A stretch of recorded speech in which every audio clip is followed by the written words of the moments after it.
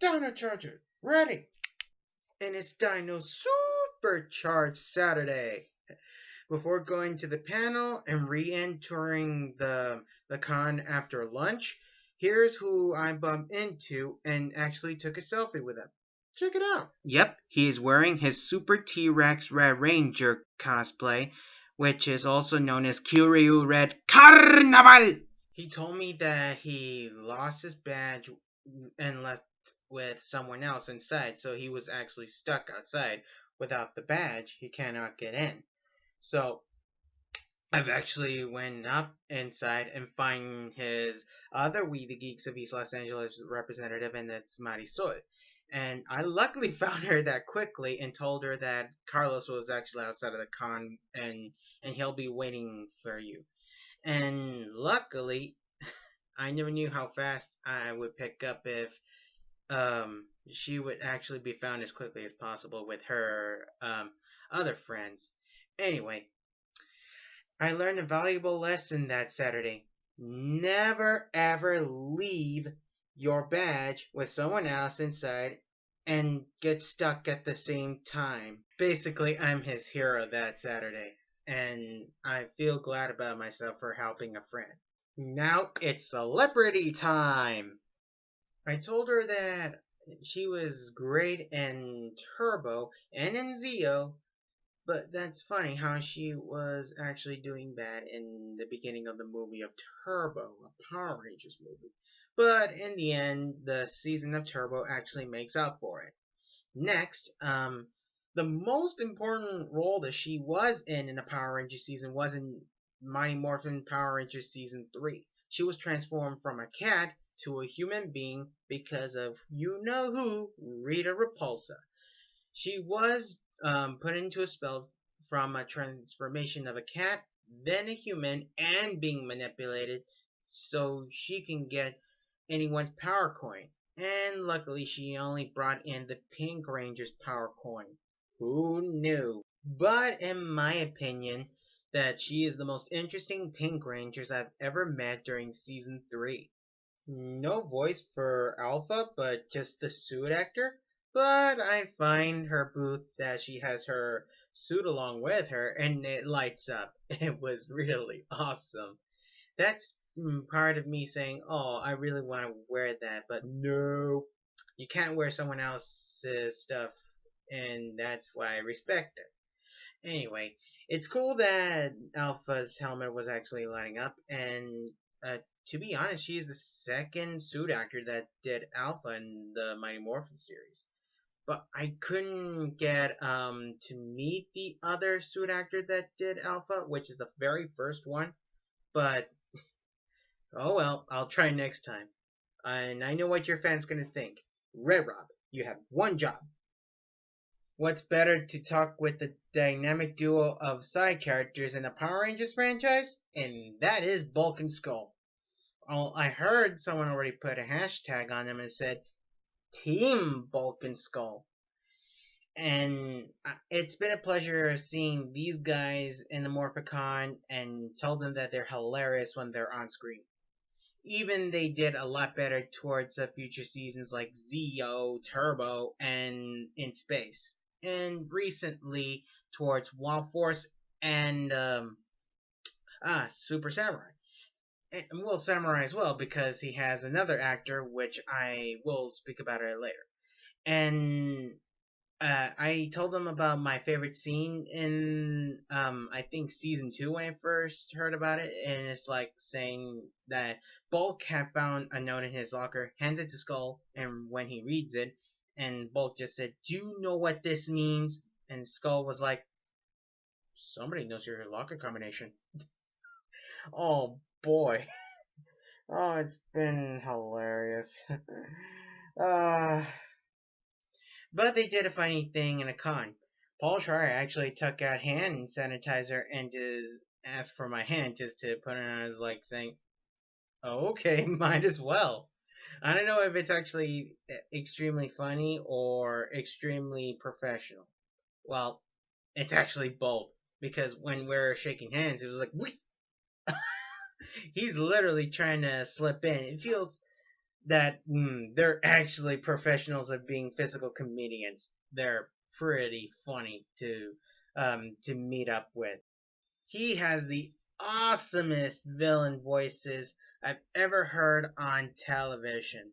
Back when I was a kid, I always see like bad guys that they were completely evil for no certainty.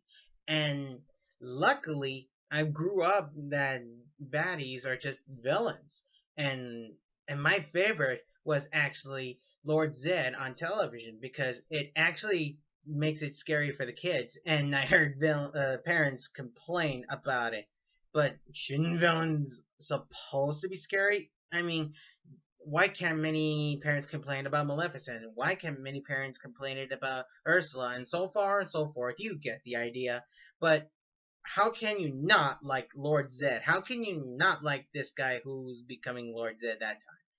He was so evil that he can actually like boot off Rita Repulsa in the second season. But she came back and marry him by using a love potion.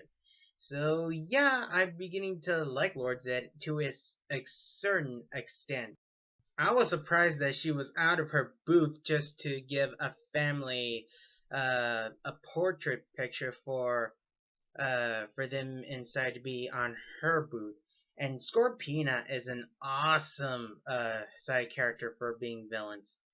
And in the Sentai original one, which is Zeo Ranger, Scorpina is supposed to be uh, Goldar's wife.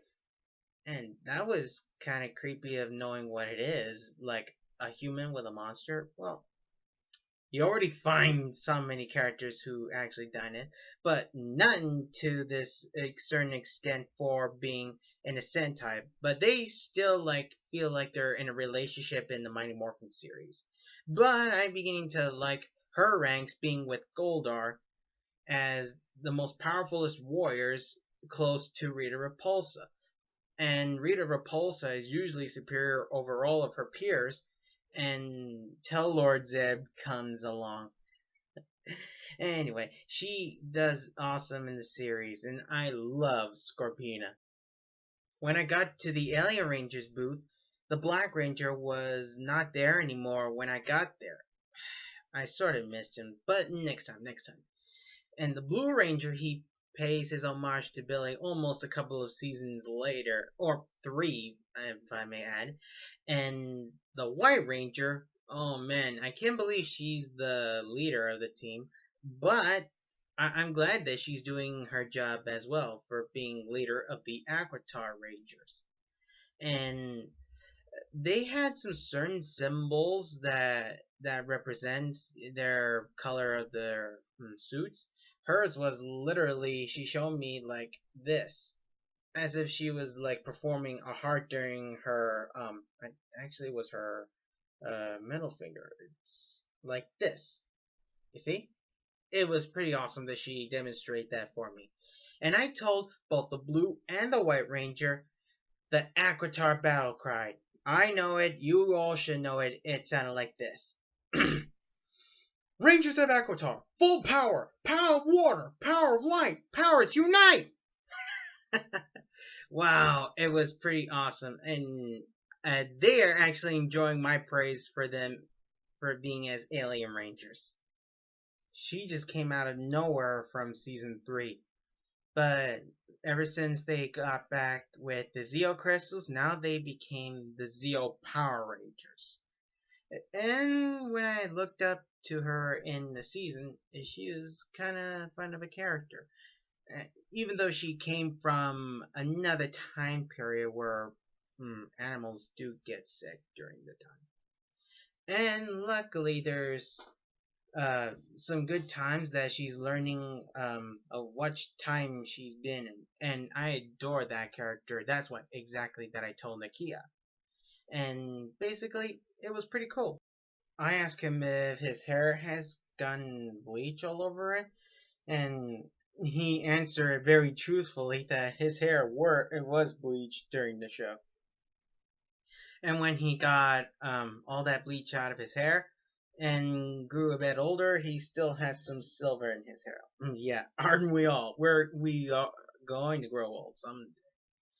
Anyway, another thing I told him was he is an awesome parody of the Psycho Rangers, the Psycho Silver. And what am I doing? And I asked him that he give me some certain advice of what many people are making fun of him as a Power Ranger. Well, that's it. And I told him it was actually the same thing I was, but it feels like I'm the only one. But glad to Morphicon, I was not the only one.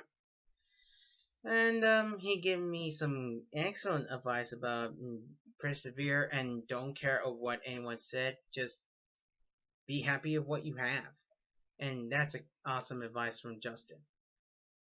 Their roles in the season is absolutely great. The Green Ranger is the repairman, and Amy is the villain Trakina. And I like their roles. At the beginning in Lost Galaxy, he didn't even want to be chosen to become a Power Ranger in the beginning, but luckily the sword actually chose him. And, well, it's called the Galactic Saber, I think. Anyway, and Amy, she does the character really good because Trakina is a princess and she wants to keep her beauty just so she really stay in figure. And luckily, she wants to avenge her father by becoming an insect to rule the world.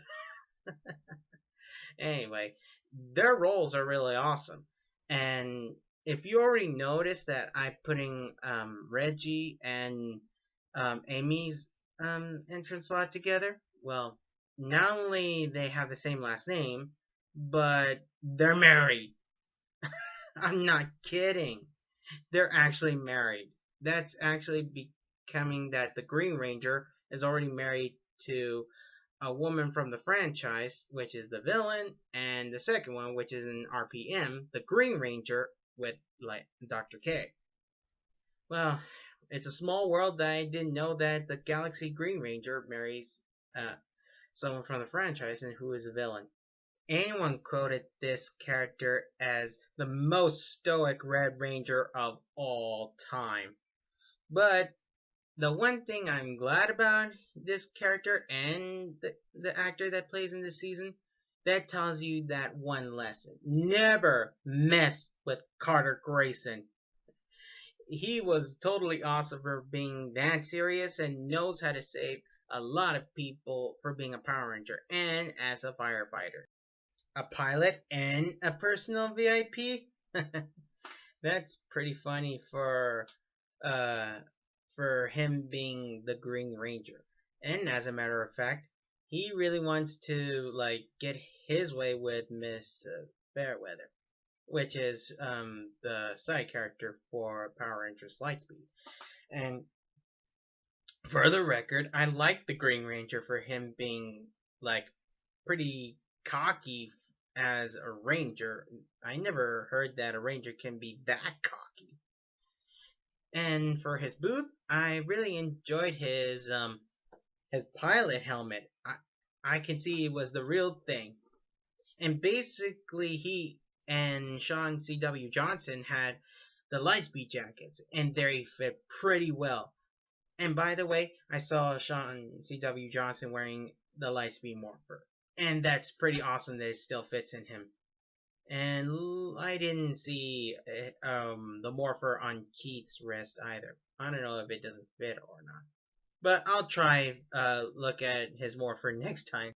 He's usually one of the bravest and awesomest Red Rangers for him being on action in the season. Even though it's a robotic apocalypse, this Red Ranger is on the job, like no matter what.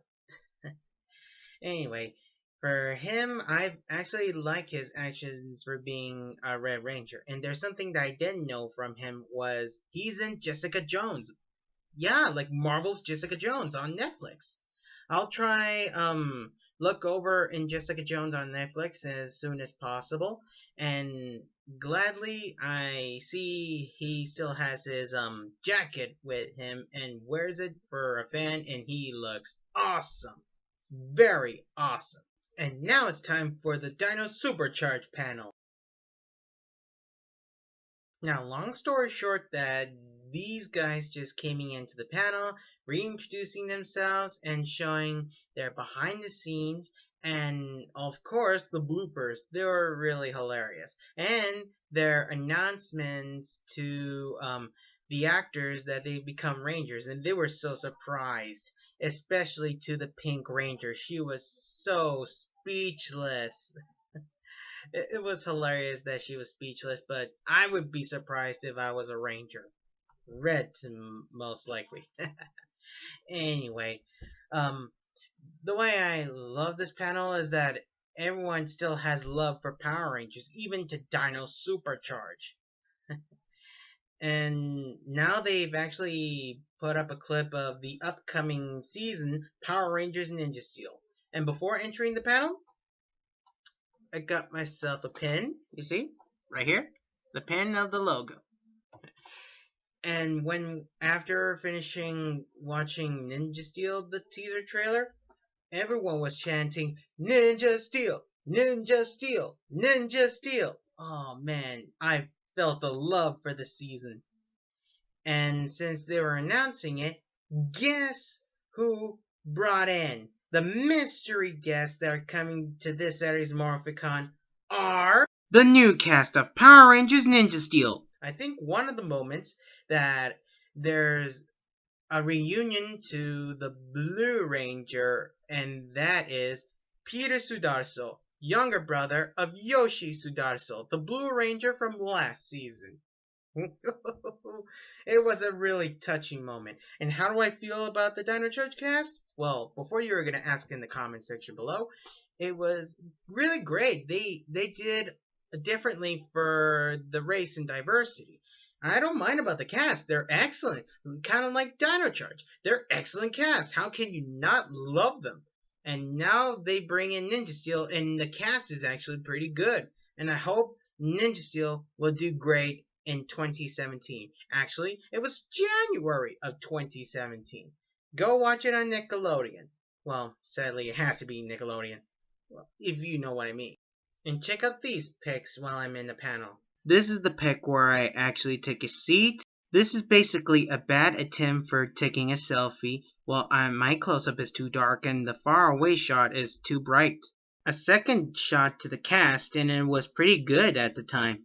And this selfie, folks, it was the most awesomest selfie with a Red Ranger, and it's the only selfie with a Red Ranger I've ever gotten in Morphicon. Last shot with the Dino Charge cast, and they're signing autographs. And no, I didn't attend to because I don't have time for it, and I have to leave early.